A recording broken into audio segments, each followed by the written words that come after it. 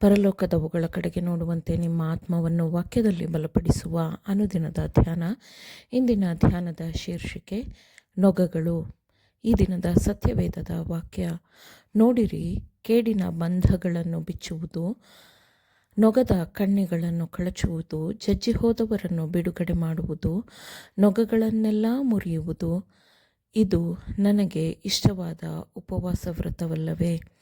ಯೆಶಾಯ 58ನೇ ಅಧ್ಯಾಯ 6ನೇ ವಚನ. ನಮ್ಮ ಜಗತ್ತಿನಲ್ಲಿ ಬಹಳಷ್ಟು ನಂಬಿಕೆಗಳಿವೆ, ಸಾಕಷ್ಟು ಸ್ವಾರ್ಥ ಸಮರ್ಥನೆ ಇದೆ. ಆದರೆ ಕೃಪೆಯ ಮೂಲಕ ದೊರೆತ ಆಳವಾದ ಕೆಲಸದ ಪುರಾವೆಗಳು ಹೃದಯದಲ್ಲಿ ಅಷ್ಟು ಸ್ಪಷ್ಟವಾಗಿ ಇರುವುದಿಲ್ಲ. ನಮ್ಮ ಮುಂದೆ ಬಹಳ ಶ್ರದ್ಧಾಪೂರ್ವಕವಾದ ಗಂಭೀರವಾದ ಪ್ರಶ್ನೆ ಇದೆ. ಉಳಿಸಲು ಇಲ್ಲವೇ ನಾಶಪಡಿಸಲು ಒಂದು ಆತ್ಮವು ಪ್ರತಿಯೊಬ್ಬರಿಗೂ ಇದೆ. ಪ್ರತಿಯೊಬ್ಬರಿಗೂ ಗಳಿಸಲು ಪರಲೋಕವಿದೆ ಮತ್ತು ದೂರವಿರಲು ಒಂದು ನರಕವಿದೆ ಎಂದು ಎಲ್ಲರೂ ಅರ್ಥ ಮಾಡಿಕೊಳ್ಳಬೇಕು. ರಕ್ಷಣೆ ಹೊಂದಲು ನಾವು ಏನು ಮಾಡಬೇಕೆಂದು ನಾವು ಅರ್ಥ ಮಾಡಿಕೊಳ್ಳಬೇಕು. ದೇವಜನರ ಅನುಭವಗಳಲ್ಲಿ ನೊಗಗಳಿದ್ದವು. ದೇವರು ಎಂದಿಗೂ ನೇಮಿಸದ ನೊಗಗಳೂ ಇದ್ದವು. ಎಲ್ಲವನ್ನು ಬಹಳವಾಗಿ ಹಾಳು ಮಾಡಿ ಇಸ್ರಾಯೇಲ್ ದೇವರಾದ ಕರ್ತನಿಗೆ ದ್ರೋಹ ಮಾಡಿದ ನೊಗಗಳೂ ಇದ್ದವು. ಒಬ್ಬ ಮನುಷ್ಯನು ಸಭೆಯಲ್ಲಿ ಜವಾಬ್ದಾರಿಗಳನ್ನು ಹೊಂದಿದ್ದಾನೆಂದರೆ ಅವನಿಗೆ ದೇವರು ಯಾರೊಂದಿಗೆ ಕೆಲಸ ಮಾಡುತ್ತಿದ್ದಾನೋ ಅವರ ಮನಸ್ಸು ಮತ್ತು ತೀರ್ಮಾನಗಳನ್ನು ಆಳುವ ಸ್ವಾತಂತ್ರ್ಯವನ್ನು ಕೊಟ್ಟಿರುವುದಿಲ್ಲ. ದೇವರ ಸೇವೆಯಲ್ಲಿರುವ ಪ್ರತಿಯೊಂದು ಆತ್ಮವೂ ಸಹ ತನ್ನಿಂದ ಎಂತಹ ಕೆಲಸವಾಗಬೇಕಿದೆ ಎಂದು ಅರ್ಥ ಮಾಡಿಕೊಳ್ಳಬೇಕು ಎಂದು ಕರ್ತನು ಬಯಸುತ್ತಾನೆ. ನಾವೆಲ್ಲರೂ ಕ್ರಿಸ್ತ ಯೇಸುವಿನಲ್ಲಿ ಒಬ್ಬರೇ ಆಗಿರುವುದರಿಂದ ಪ್ರತಿಯೊಂದು ನೊಗವನ್ನು ಮುರಿಯಬೇಕೆಂದು ದೇವರು ಸೂಚನೆಯನ್ನು ಕಳುಹಿಸಿದ್ದಾನೆ. ಯಾವುದೇ ಒಂದು ಸ್ಥಾನವು ಮನುಷ್ಯನನ್ನು ರೂಪಿಸುವುದಿಲ್ಲ. ಇತರರ ಮೇಲೆ ನಿರಂಕುಶವಾಗಿ ಅಧಿಕಾರ ಚಲಾಯಿಸಲು ಸ್ಥಾನವು ಸ್ವಾತಂತ್ರ್ಯವನ್ನು ನೀಡುವುದಿಲ್ಲ. ಇದು ಅಗತ್ಯವಿರುವ ಸಲಹೆಯಾಗಿದೆ. ಸೌಮ್ಯತೆ ಮತ್ತು ಮನಸ್ಸಿನ ನಮ್ರತೆಯೊಂದಿಗೆ ಮತ್ತು ದೇವರು ಸಿಗುವವರೆಗೂ ಆತನನ್ನು ಹುಡುಕುವ ಮನೋಭಾವದ ಮೂಲಕ ನೀತಿವಂತಿಕೆಯನ್ನು ಪ್ರಕಟಿಸಬೇಕು. ಆಗ ನೀವು ಕೂಗಿದರೆ ಯೆಹೋವನು ಉತ್ತರ ಕೊಡುವನು, ಮೊರೆಯಿಟ್ಟು ಕರೆದರೆ ಇಗೋ ಇದ್ದೇನೆ ಅನ್ನುವನು.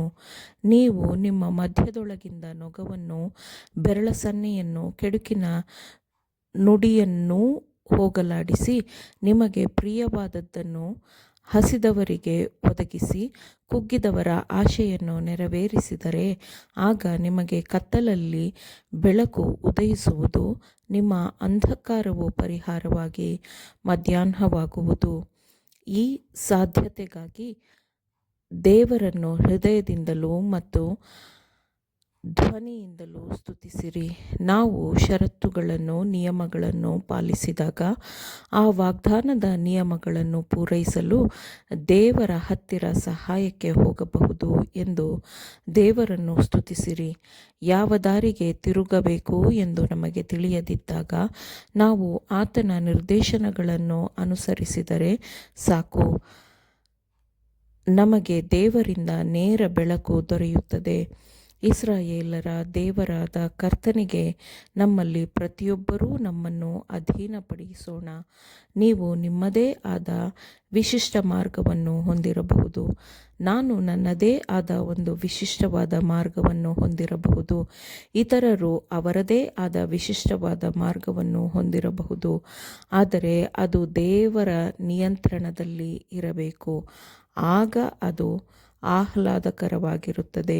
ನಾವು ದೇವರ ನಿಯಂತ್ರಣದಲ್ಲಿಲ್ಲದೆ ಆತನ ಆತ್ಮದ ಪ್ರೇರಣೆಯಿಂದ ನಡೆಸಲ್ಪಡದಿದ್ದರೆ ನಮ್ಮ ಮಾರ್ಗವು ದೇವರಿಗೆ ಒಪ್ಪಿಗೆಯಾಗಿರುವುದಿಲ್ಲ ಮತ್ತು ಅದು ಆಹ್ಲಾದಕರವಾಗಿರುವುದಿಲ್ಲ.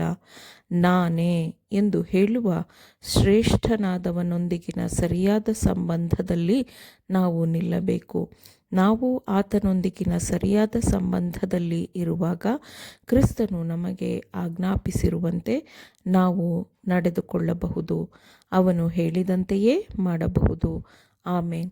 ದೇವರ ವಾಕ್ಯಗಳನ್ನು ಶ್ರದ್ಧೆಯಿಂದ ಆಲಿಸುವವರು ಮಾತ್ರವೇ ಆಗಿರದೆ ಪಾಲಿಸುವವರೂ ಆಗಬೇಕೆಂದು ನಿಮ್ಮನ್ನು ಉತ್ತೇಜಿಸುತ್ತೇನೆ. ಪರಿಶುದ್ಧಾತ್ಮನ ಸಹಾಯದಿಂದ ಆಲಿಸಿದ ನಿಮ್ಮೆಲ್ಲರಿಗೂ ಧನ್ಯವಾದಗಳು. ಮತ್ತೆ ದೈನಂದಿನ ಧ್ಯಾನಕ್ಕಾಗಿ ನಾಳೆ ಸಂಧಿಸೋಣ. ಆಮೇನ್.